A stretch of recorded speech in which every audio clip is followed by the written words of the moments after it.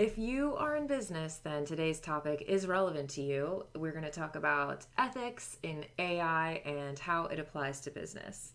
Let's get right into it.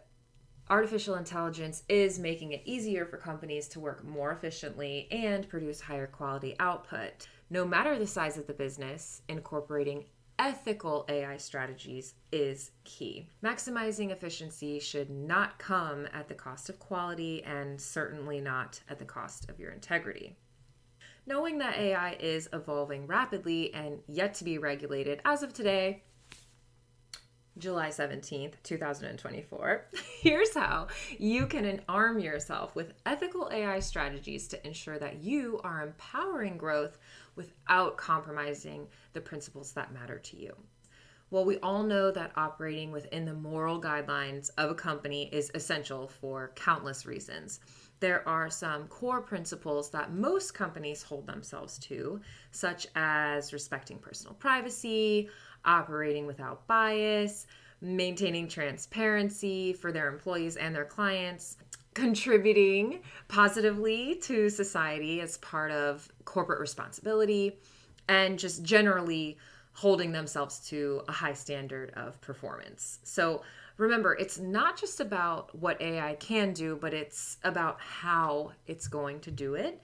For example, if I were setting up a set of corporate AI guidelines, here's what I do. And this is also applicable to businesses of any size with a bit of finesse. I actually have the guidelines for this in the description for small businesses and then for corporate businesses. First, I would be investing time in training myself, my team, and the actual AI technology, right? So training has always been at the core of company accountability, right? Just like we all had to learn the proper way to use email when it replaced memos, now is the time for us to be learning how to use AI, and setting those standards is really going to be critical.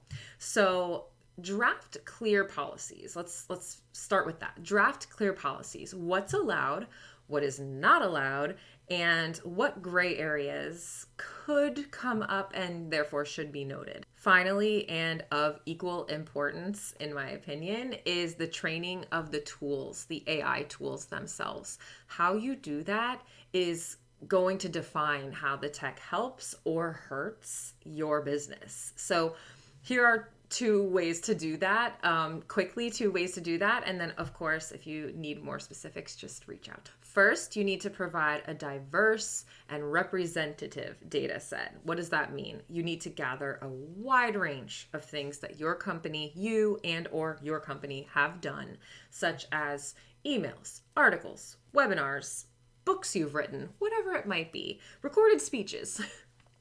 Put those into the AI and provide as much as you can. The diversity of the data is key. That's you training it how to work for you. And here's a pro tip for that, okay? A pro tip. Organize that before you put it in. Annotate it. So for example, you can organize that context by key features: professional, casual, technical. It doesn't have to be complicated. Just put it into a Word doc or an Excel spreadsheet, whatever you prefer, and tell the AI, like, this is when I'm talking to a colleague. This is when I'm talking to a prospect. This is how HR deals with our internal team, and give it a data set. So train your AI that way, and you will be very pleased with the results that it gives you. The second one is fine-tuning that data and providing that continuous feedback to the tool. So regularly adding new content that you create is going to keep that AI up to date.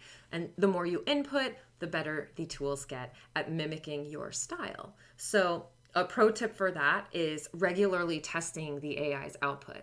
Think in your mind, if I was going to do this, I would say X, Y, and Z, and then ask the AI to tell you what it would do and see how close it gets to what you think is the right answer. By doing this regularly, you're going to see how far your tool has come in its training, and obviously find some opportunities for improvement along the way. Think of it like this. Just like when machines sped up the manufacturing process, humans were still very much a part of that for the oversight and the management and the maintenance. So incorporating AI is definitely going to speed things up, but you still need to have a human to manage and review that AI. It's essential. We cannot expect the AI to do it all for us, right? And we shouldn't. So it's only going to be as capable as the data it's been fed, and therefore mistakes are absolutely possible. They're probable. The rise of shadow AI is creating a lot of concerns for companies who don't have guidelines in place, and that is a whole nother topic that we will cover in a different video, but it's an issue and you can avoid it by creating guidelines. There are so many other things that we could cover, but at the risk of being incredibly boring in this video, rather than talk about it, I've put it all in these guideline templates. I have, like I said, I have two. I'm working on a government template now as well. They're all totally free, so just go to the description, grab them if you think they would be useful for you in creating your own guidelines. In closing, what I'm really trying to get at here is that scaling with AI is absolutely possible. However, scaling ethically should be the focus, because if you want to grow your current business or build a business that is both respected and sustainable, you're going to need to have these types of foundations in place when it comes to the right way to use things. It's just going to make you more prepared for when formal legislation does come forth. Last but not least, I'm always here to answer your questions and chat about all of the AI things that we all find interesting. If you're still here, you must also find it interesting, or you're my mom. Hi, Mom. And that's it. Have a great day.